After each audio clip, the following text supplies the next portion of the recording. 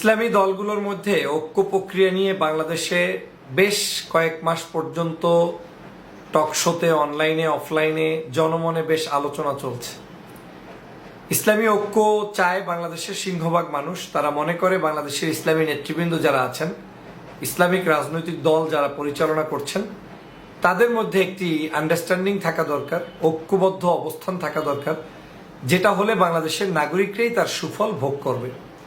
কেউ কেউ এমনটাও মনে করেন যে বাংলাদেশে যদি ইসলামী শক্তিগুলো, বিশেষ করে ইসলামিক রাজনৈতিক দলগুলো এক প্ল্যাটফর্মে আসতে পারেন, তাহলে হয়তো ভবিষ্যতের রাজনৈতিক চিত্রটাই বাংলাদেশে পরিবর্তন হয়ে যেতে পারে।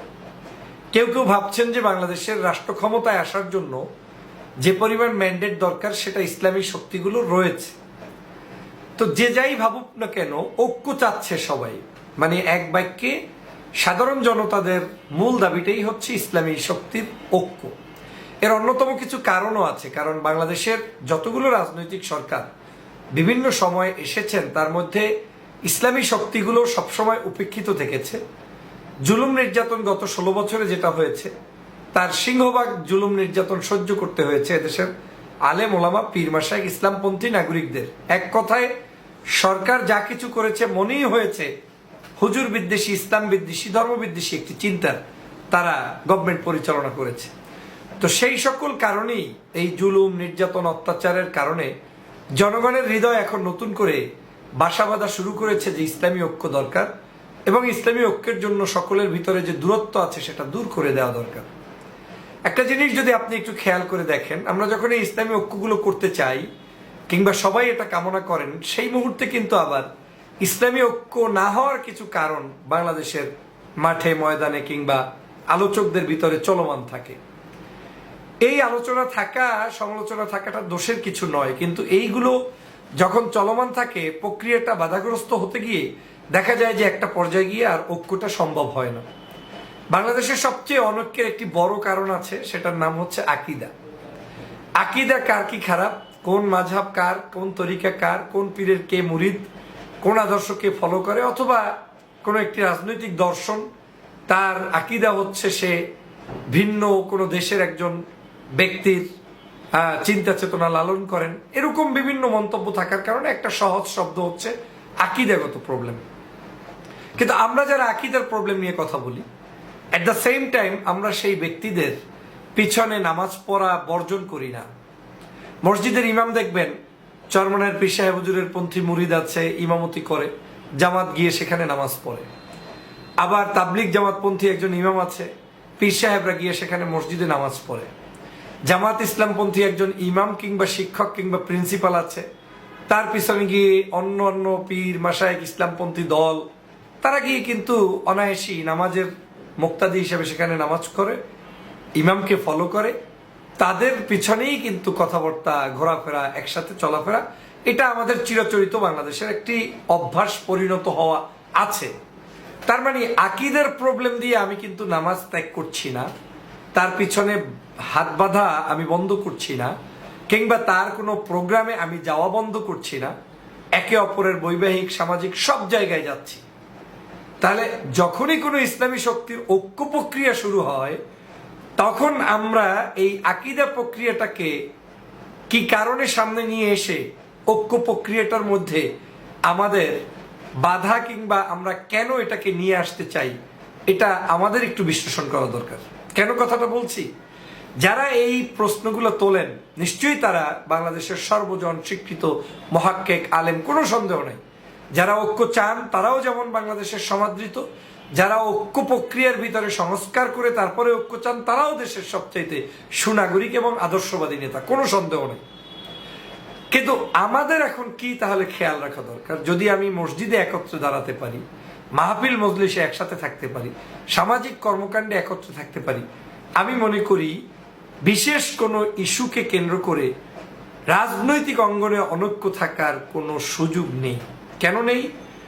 যেই যেই ইস্যুগুলোতে আমাদের ভিতরে প্রবলেম চলমান আছে, এর একটাও বাংলাদেশে, আমি আমার জন্ম থেকে শুনে এসেছি, আমি জানি না ভবিষ্যতে কি হবে, কোনোটাই কেউ কখনোই কোনো অবস্থায় সমাধানযোগ্য করে তোলে না, এবং এটাকে সমাধান হয়ও না।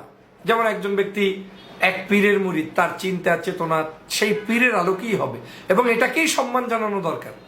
চরমনাই কোন তরিকায় চলবে এটা আমার ডিসিশনে চলবে না, সে কোরআন হাদিস যেভাবে বুঝেছে সেভাবে চলবে। জামাত ইসলাম যে তরিকায় চলবে তিনি আমার কথা মতো চলবে না, তিনি কোরআন সুন্নাহর আলোকে জীবনযাপন করে যেটাকে তারা মনে করেছেন যেটাই সঠিক সেটাকে নিয়ে চলছেন। এভাবে করে বাংলাদেশের সমগ্র পীর মাশায়েখ, রাজনৈতিক দল, ইসলামী দল, তারা কিন্তু একে অপরের এভাবেই জীবনযাপন করছেন। তাহলে এই জীবনযাপনকারী ব্যক্তিগুলোকে যদি আমরা রাজনৈতিক জায়গায় একটু এক করতে পারতাম তাহলেই বাংলাদেশের ঐক্য প্রক্রিয়াটা সহজতর হতো। এখন রাজনৈতিক প্রক্রিয়ায় এক হওয়া মানে এই নয় যে জামাত ইসলাম তার দায়িত্ব ছেড়ে দিয়ে চরমনের মুরিদ হয়ে যাবে, চরমনের পীর সাহেব সব দায়িত্ব ছেড়ে দিয়ে জামাত ইসলামের মুরিদ হয়ে যাবে, কিংবা অন্য কোনো রাজনৈতিক নেতা তার সবকিছু ছেড়ে দিয়ে মুরিদ হয়ে যাবে। ঐক্য প্রক্রিয়াটা এখন আধুনিক যুগ, মানুষ বোঝে আপনি কি বলতে চান, আমি কি বলতে চাই, এটা জটিল হওয়ার কিছু নেই। ঐক্য প্রক্রিয়াটা হতে হবে এরকমই যে আমরা বাংলাদেশের ফ্যাসিবাদ আওয়ামী লীগের যে সকল অপতৎপরতা, তার বিরুদ্ধে আগামীর বাংলাদেশ, ধর্মপ্রাণ মুসলমানদের বাংলাদেশ, কিংবা ইসলামপন্থী রাজনৈতিক দলগুলোর ঐক্যবদ্ধের একটি বাংলাদেশ, কিংবা শক্তি অর্জন করা, যেটা হলে অন্য কেউ ক্ষমতায় আসলেও আপনাকে ভয় পাবে, সেই অর্জনটার জন্য বিশেষ কারণে আমার ঐক্য। কিন্তু জামাতের রোকন প্রক্রিয়া সঠিক থাকবে, পীর সাহেবের মুরিদ প্রক্রিয়া সঠিক থাকবে, কিংবা তাবলিগি স্টাইল সঠিক থাকবে, কিংবা কোনো কিছুই বিশ্বাস করে না কিন্তু ধর্মকর্ম তার মতো পালন করে, কিন্তু একটি ইসলামী দল কিংবা ভিন্ন আদর্শের তার প্রক্রিয়া তার মতো থাকবে, কিন্তু আমরা এক জায়গায় এক হব। কোন ইস্যুতে? রাষ্ট্র সংস্কার ইস্যুতে, দেশ সংস্কার ইস্যুতে। কারণ আমি আগেই বলছি, কোনো কিছু সংস্কার ছাড়াই আমি কিন্তু জামাতপন্থী ইমামের পিছনে নামাজ পড়ছি, তখন আকীদার প্রবলেম নাই। আমি কিন্তু একসাথে বিবাহ বন্ধনে যাচ্ছি, সামাজিক অনুষ্ঠান করছি, আকীদার প্রবলেম নাই।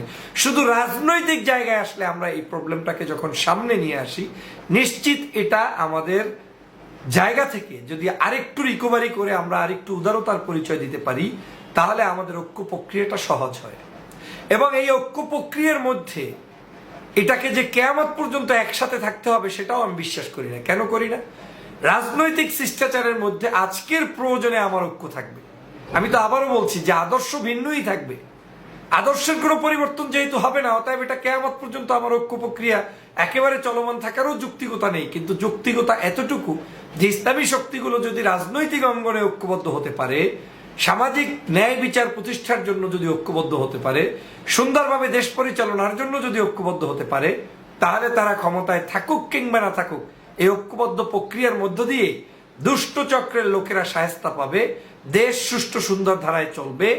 এবং আস্তে আস্তে আস্তে আস্তে আমার মধ্যে আপনার মধ্যে সম্পর্ক বলবৎ থাকতে থাকতে আমাদের কথোপকথনের ভিত্তিতে কারোর ভিতরে যদি কোনো দোষ ত্রুটি থেকে থাকে, সেটারও কিন্তু একটা সহজ সমাধানের প্রক্রিয়া বের হয়ে আসবে। আবার এই জায়গায় আরো কিছু বিষয় আছে, যেমন আমি যখন বলি যে আপনার ভিতরে এই দোষ আছে, সে যখন আবার বলে যে না আমি আসলে এটাকে আপনারা যেটা বলছেন আদৌ সেটা আমরা ফলো করি না। এখানেও কিন্তু তর্ক বিতর্কের একটি জায়গা তৈরি হয়ে আছে বাংলাদেশে। তো সবকিছু মিলে আমার কাছে মনে হচ্ছে ঐক্য প্রক্রিয়াটার জন্য আমাদের আরেকটু সহজ সরল চিন্তার ধারার মধ্যে আসা উচিত, এবং এসে সেটাকে কিয়ামত পর্যন্ত বলবৎ রাখা লাগবেই এমন শর্তের ভিত্তিতে না হয়ে, বরং বর্তমান ক্রাইসিসে এই মুহূর্তের প্রয়োজনের উপর ভিত্তি করে রাজনৈতিক ঐক্য থাকবে, কিন্তু আদর্শিক জায়গায় যে যার তরিকায়, যে যার মতে, যে যার চিন্তায় চলবে। এটা যদি করা যায় তাহলে মুসলমানদের ভিতরে বর্তমানে যে একটা আকাঙ্ক্ষা রয়েছে ঐক্যের, সেটা সফল হবে। আর যদি সেটা করতে আমরা ব্যর্থ হই, তাহলে হয়তো আমার ব্যক্তিগত লস হবে না, আপনার ব্যক্তিগত লস হবে না, তারও ব্যক্তিগত লস হবে না, কিন্তু সামগ্রিকভাবে সমগ্র জাতি একটি লসের মধ্যে পড়বে, একটা ক্ষতিগ্রস্ত অবস্থায় পড়বে, সমগ্র দেশ একটা কঠিন পরিস্থিতির মধ্যে পড়বে। অতএব বাংলাদেশের সিংহভাগ ইসলামপন্থী রাজনৈতিক দলের শীর্ষস্থানীয় নেতৃবৃন্দের কাছে আমার উদাত্ত আহ্বান থাকবে, আসুন বাংলাদেশকে যদি ঐক্য প্রক্রিয়ার মধ্যে নিয়ে যে একটি শক্তিশালী ভূমিকা